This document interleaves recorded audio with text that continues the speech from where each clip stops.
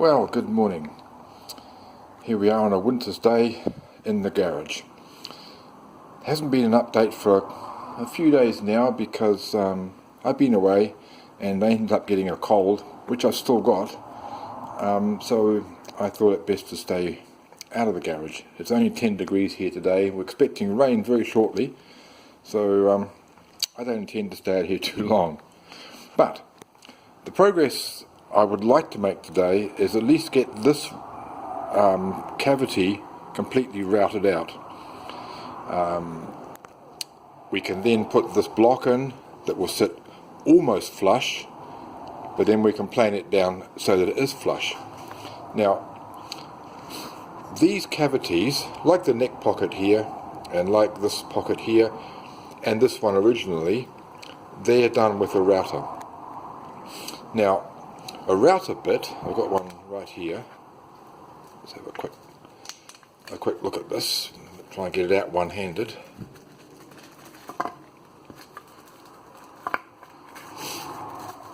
Fiddly little thing. This is a router bit. Now, those two blades you see, very, very sharp. They'll cut me easily before I even put this into the machine and get it spinning. And you can see the little bearing on here. This bearing is a guide, and the bearing will run against the sides of this template so that we cannot route out more than the template. That's what they do, and they make a brilliant job. Now, because we've got such a lot of meat here to get rid of, which the router would do, it's not an ideal job for the router. It's a little bit hard on the machine, and it's not really the right machine for the job. It would do it, but it's not quite the right thing to do. So we've got in this lovely little packet here, if I can unload this one too, zoom back a little bit, what we have in here is called a Forstner bit. Now this guy here should really be in a drill press for reasons that I'll explain to you in a moment, once I get him out of the plastic.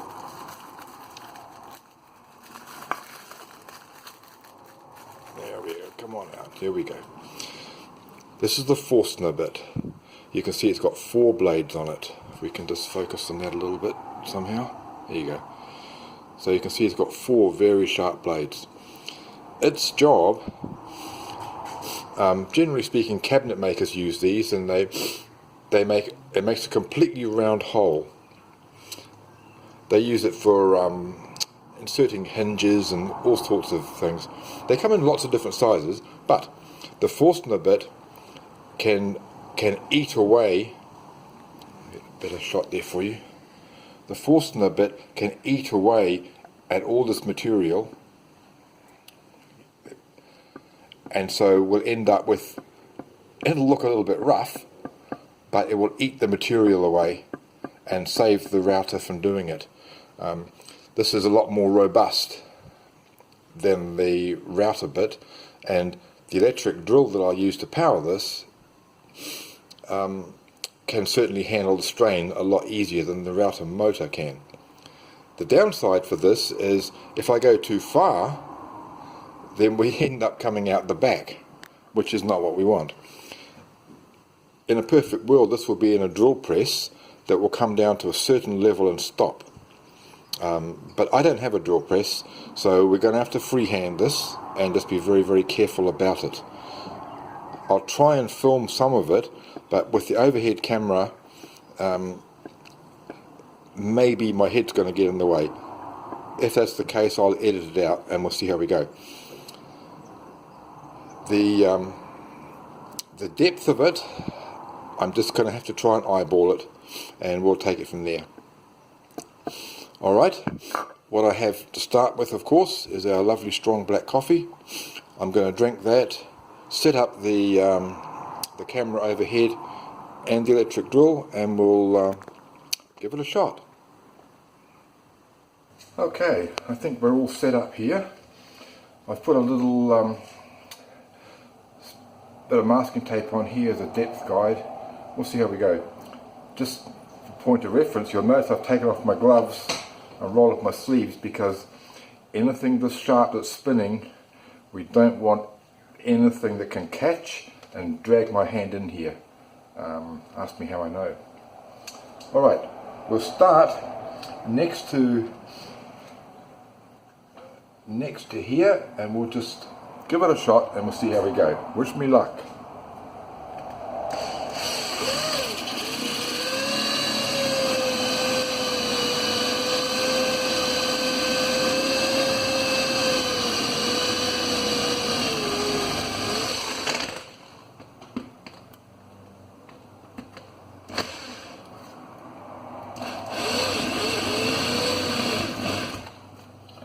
Okay, that's not too bad. That's a good start.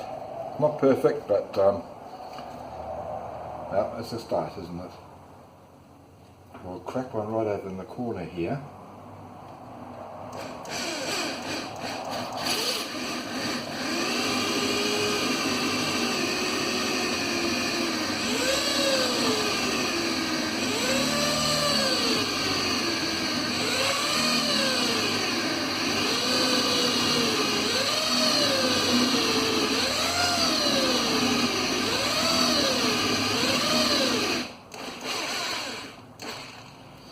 Now you can probably hear how the drill is working hard to drill these holes,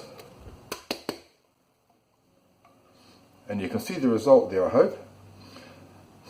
The reason the drill's working so hard is because it's simply hard work. This is why I don't want to use the router. I don't know if we're going to be lucky enough to squeeze one in the middle here. Let's give it a shot.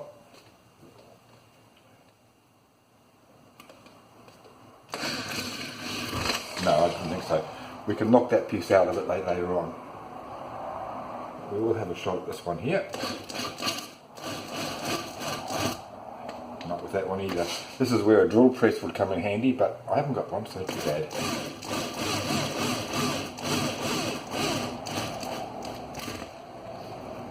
We will get there.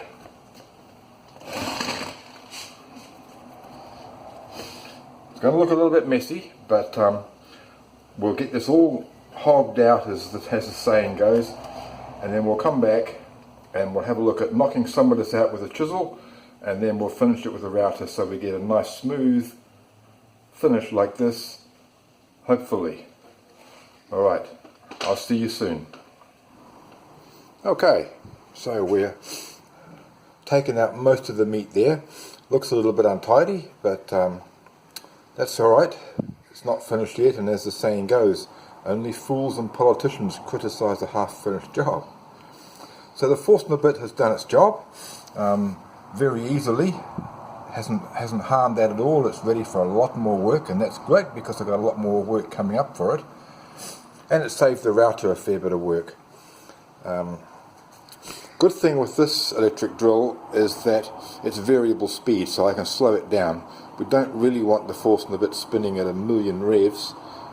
It needs to go slowly. So now we're going to chip this out with a chisel, and finally we'll get the router onto it. I'm sure someone's wondering why I didn't just take this to a carpentry shop to have them do it, and it's a valid question.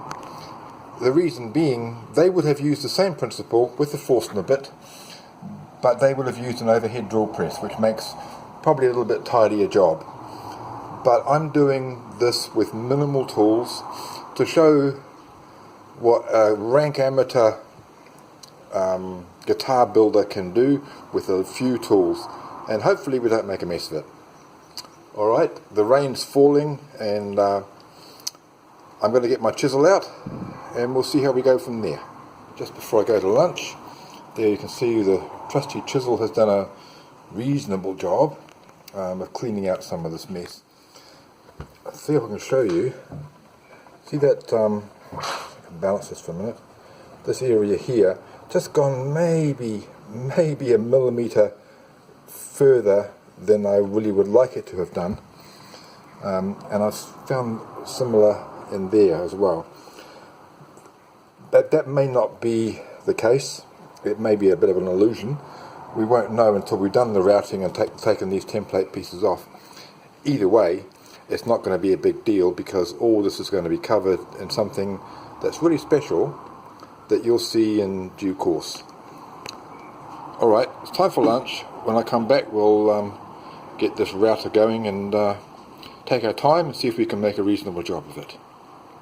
Okay, now I've had lunch and it's pouring with rain outside. We're ready to continue. Here's my router. It's actually its proper name. It's a laminate trimmer. It's the baby brother to a router.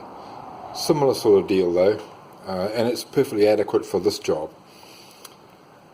If I was going to be doing much more work, then I would go buy a big router, but this will be fine. The only potential problem I can see is, as you can see, as you can't see, but there you go, the base of the router, of the laminate, we'll call it a router, it sits on top of the template. When I need to route the center, you can see a probable issue here, that the base is not big enough. The base won't be big enough for a few other jobs, but I'm not going to make a new base today. That's quite an involved job, but I will make a new base. To get to the center, I may have to move these pieces a bit closer inboard, if you like. We'll cross that bridge when we come to it. The main thing here is safety, because these machines are very unforgiving. They need to be treated with respect, and I need to focus on the job in hand rather than gazing out the window or listening to music. So I'm going to make the first cuts with this, and I'll come back and show you how it looks. Alright, first pass with the router is successful. Of course it makes a mess, as routers do, because they spin at something in the region of 30,000 revs per minute, which is why they're so dangerous and they're so sharp. If we have a look inside here, we can see up to this lip, because that's the depth I've gone for to start with. It's made a lovely, lovely job of following the template all around.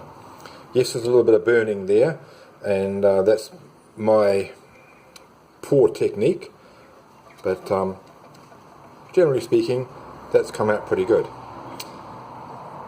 The problem I thought I would have here is actually going to be, here is really a non-issue. It's not going to be a problem at all. I'll have to go down to lower the bit now and take another circuit all the way around, and then we'll have to worry about how we're going to do the insides. One thing to note is that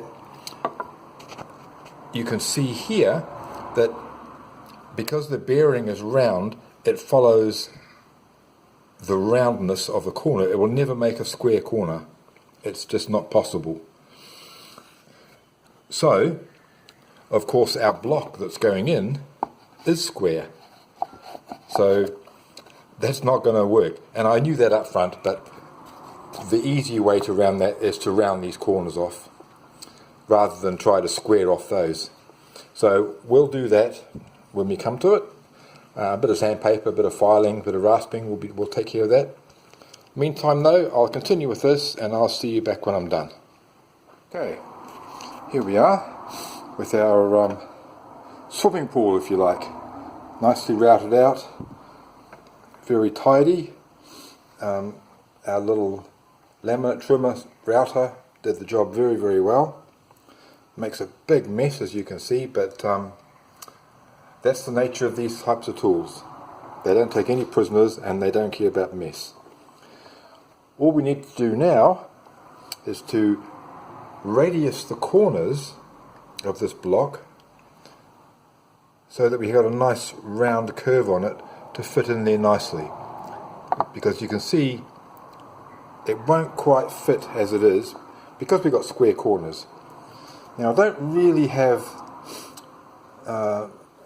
the suitable sanding machine for this, which that would be perfect, but I haven't got one, so we'll work around it with a a block of wood, a bit of sandpaper and a file. Okay, we've got you in the overhead position. Hopefully you're not getting a bit seasick up there. We'll glue this guy in here and we'll press him in. Then I'll clean up my bench, clean up my tools, go inside and we'll call it a day.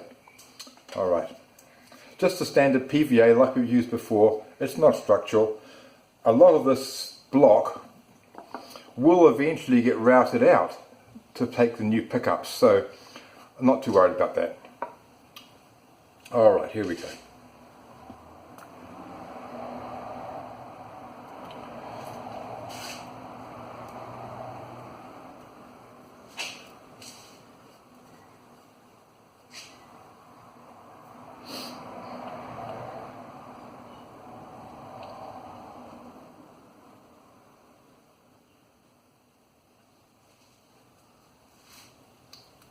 Nothing like getting your fingers into it, is there? A little bit messy, but oh well. Such is life. We don't have to work at a crazy speed for this, but we need to work, reasonably quickly, because this will dry reasonably fast as well, and we don't really want that to happen. This is not going to suffer the same problem as the doweling of hydraulicking, because this is not such a tight fit as the doweling was. So we should be able to get away with that, I think. And in a perfect world we'd have lots of clamps and presses and all the other stuff that I see online that people use. Look, all this needs is a bit of weight on it, and the weight can be anything, and the weight in this case is going to be a piece of 75 by 50 and my toolbox, and that will do. We don't need anything fancy, which is not rocket science. Alright, we'll drop this guy in, arrows to the front, excuse me if you can't see. Now let's clean my fingers up.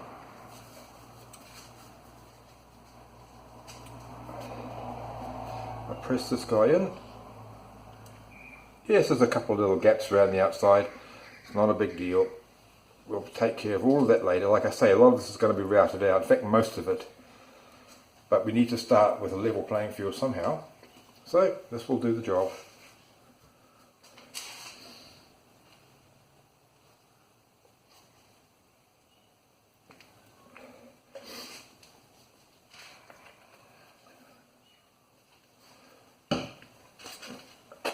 Here comes our clamps. Here comes our press. That'll do. That's it. Okay. Next thing is we'll have to smooth that off and then move on to the next task, which will be filling this cavity, maybe the front one. I won't know about the front one till the pickups arrive, and they're sure taking their time. Anyway, that'll do it for today. Enjoy the rest of your weekend. Take care. Bye bye.